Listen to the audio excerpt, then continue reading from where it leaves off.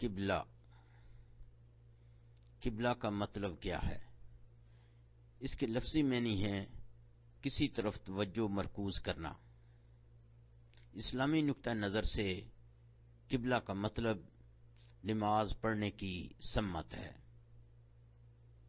اللہ تبارک و تعالی فرماتے ہیں سورہ البقرہ نمبر 115، وَلِلَّهِ الْمَشْرِقُ وَالْمَغْرِبُ فَأَيْنَمَا تُوَلُّوا فَثَمَّ وَجْهُ اللَّهِ إِنَّ اللَّهَ وَاسِعٌ عَلِيمٌ۔ اور مشرق اور مغرب سب خدا ہی کا ہے،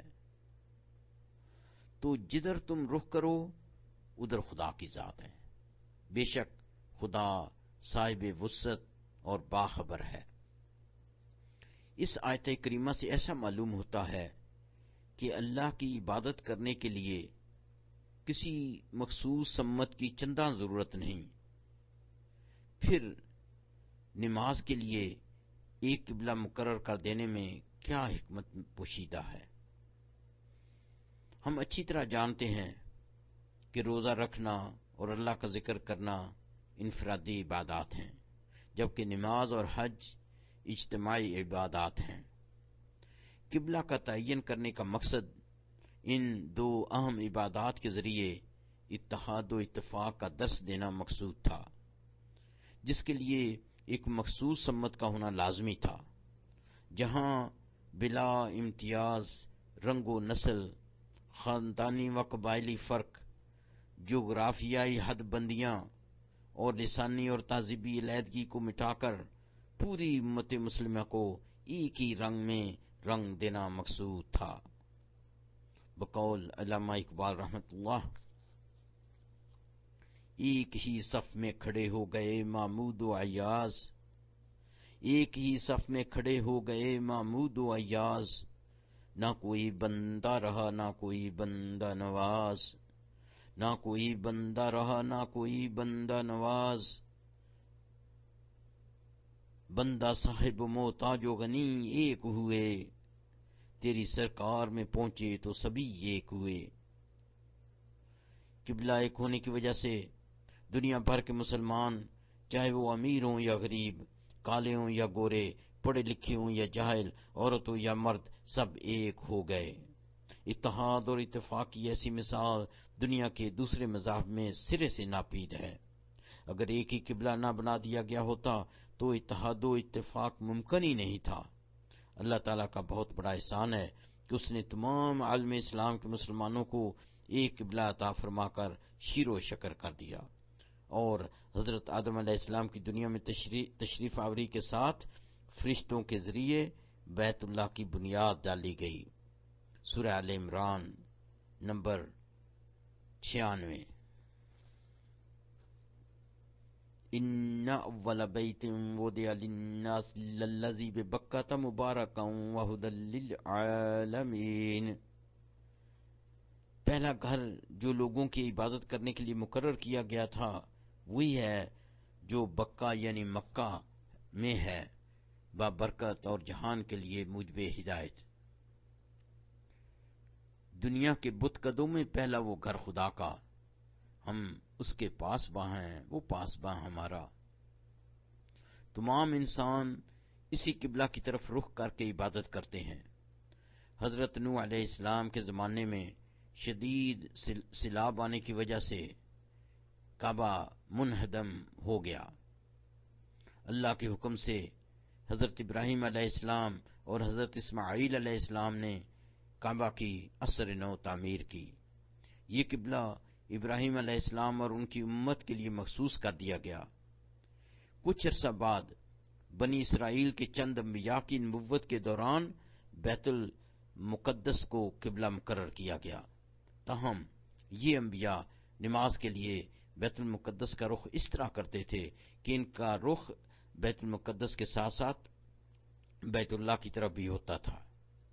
پھر القرطبی کے مطابق جب رسول اکرم صلی اللہ علیہ وسلم کی امت پر نماز فرض ہوئی تو شروع میں قبلہ وہی تھا جو ان کے جد امجد حضرت ابراہیم علیہ السلام کا تھا۔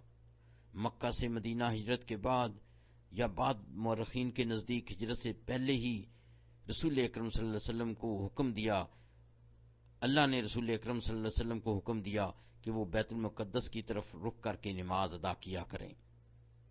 رسول اکرم صلی اللہ علیہ وسلم نماز کے لیے حجر اسود اور رکن یمانی کے درمیان اس طرح کھڑے ہوا کرتے تھے کہ آپ کا رخ بیت المقدس اور کعبۃ اللہ دونوں ہی کی طرف ہوا کرتا تھا۔ بخاری کی ایک حدیث کے مطابق رسول اکرم صلی اللہ علیہ وسلم نے مدینے میں قیام کے دوران 16 یا 17 ماہ تک اپنا رخ بیت المقدس کی طرف کر کے نمازیں ادا فرمائیں۔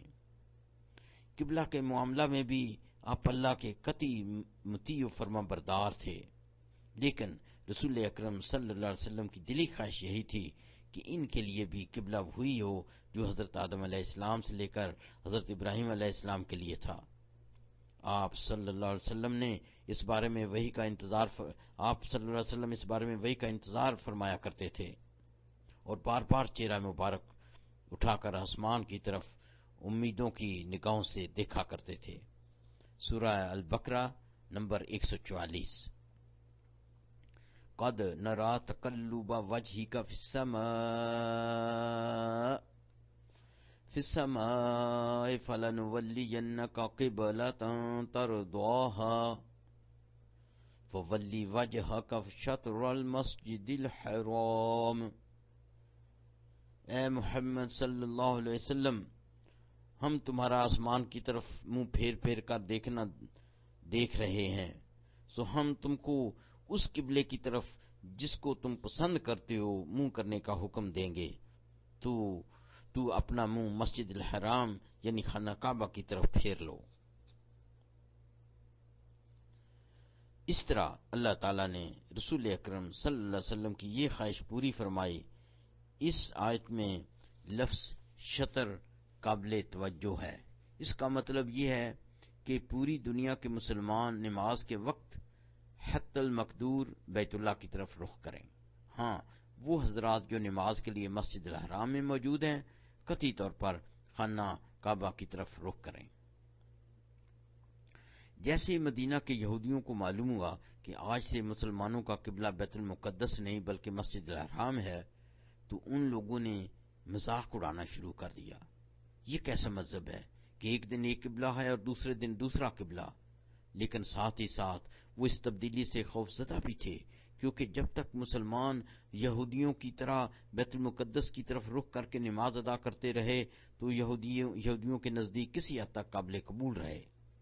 اب قبلہ الگ ہونے کا مطلب یہ تھا کہ یہ لوگ ایک الگ قوم کی حیثیت سے ابھرنے لگے ہیں، لہذا یہودیوں کی مسلمانوں سے دشمنی اور بڑھ گئی۔ قبلہ کی تبدیلی کا ایک فائدہ یہ بھی تھا کہ اس طرح اللہ نے مومنوں اور منافقوں کے درمیان حد تمیز قائم کر دی۔ اللہ تبارک تعالیٰ فرماتے ہیں سورہ البقرہ نمبر 143، وَمَا جَعَلْنَا الْقِبْلَةَ الَّتِي كُنْتَ عَلَيْهَا إِلَّا لِنَعْلَمَ مَن يَتَّبِعُ الرَّسُولَ مِمَّن يَنقَلِبُ عَلَىٰ عَقِبَيْهِ، اور جس قبلے پر تم پہلے تھے اس کو ہم نے اس لیے مقرر کیا تھا کہ معلوم کریں کہ کون ہمارے پیغمبر کا تابع رہتا ہے اور کون الٹے پاؤں پھر جاتا ہے۔ عائشہ رضی اللہ عنہا سے مروی ہے کہ رسول اکرم صلی اللہ علیہ وسلم نے فرمایا، اہل کتاب مسلمانوں سے 3 وجوہات کی بنا پر حسد رکھتے ہیں۔ اول یہ کہ گزشتہ تمام امتوں کے لیے اللہ تعالیٰ نے اجتماعی عبادات کے لیے خاص دن مقرر کر رکھا تھا، یہودیوں کے لیے ہفتہ، عیسائیوں کے لیے اتوار، اس لیے امت مسلمہ کے لیے جمعہ کا دن انتخاب ہوا۔ دوسری بات تبدیلی قبلہ کی ہے، اور تیسری بات یہ کہ امام کے بعد آمین کہنا۔ مسند احمد۔ نوٹ فرمائیے کہ کبھی کبھی قرآن حکیم کسی سنت کو تبدیل کر دیتا ہے، اور اگر تبدیل نہیں کیا ہے تو سنت کی اہمیت قرآن کے حکم کے برابر ہے۔ مثال کے طور پر ابتدائی دور میں قبلہ کے رخ کا ذکر قرآن میں نہیں ہے، مسلمانوں نے سنت کی پیروی کی، پھر اسے قرآن نے تبدیل فرما دیا، پھر ساتھ ہی قرآن نے اعلان فرمایا کہ امت کی اب تک ادا کی گئی نمازیں ضائع نہیں کی جائیں گی۔ بخاری اور مسلم کی ایک حدیث کے مطابق قبلہ کی تبدیلی کا حکم نماز عصر کے درمیان وارد ہوا، لیکن ایک اور روایت کے مطابق یہ تبدیلی نماز ظہر کے دوران عمل میں آئی۔ ابن کثیر۔ کچھ صحابہ کرام نے رسول اکرم صلی اللہ علیہ وسلم کے ساتھ نماز ختم فرمائی۔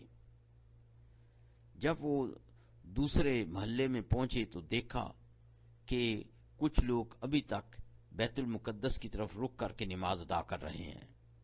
ایک صحابی نے بآواز بلند ان لوگوں سے کہا کہ ہم نے ابھی ابھی رسول اکرم صلی اللہ علیہ وسلم کے ساتھ نماز مسجد الحرام کی طرف رخ کر کے ادا کی ہے۔ ان لوگوں نے یہ سنتے ہی نماز کے دوران ہی اپنا رخ بیت المقدس سے مسجد الحرام کی طرف پھیر لیا۔ قبلہ کی تبدیلی کی خبر دوسرے دن محلہ قباء میں پہنچی۔ بخاری اور مسلم کے مطابق ایک آدمی کے کہنے پر قباء والوں نے بھی نماز کے دوران ہی اپنا رخ مسجد الحرام کی طرف پھیر لیا۔ اس سے یہ بات واضح ہو جاتی ہے کہ صحابہ کرام کو ایک دوسرے پر کس قدر اعتماد تھا۔ علاوہ ازیں یہ بات بھی واضح ہو جاتی ہے کہ اکثر و بیشتر معاملات میں کسی ایک آدمی کی شہادت کافی ہے۔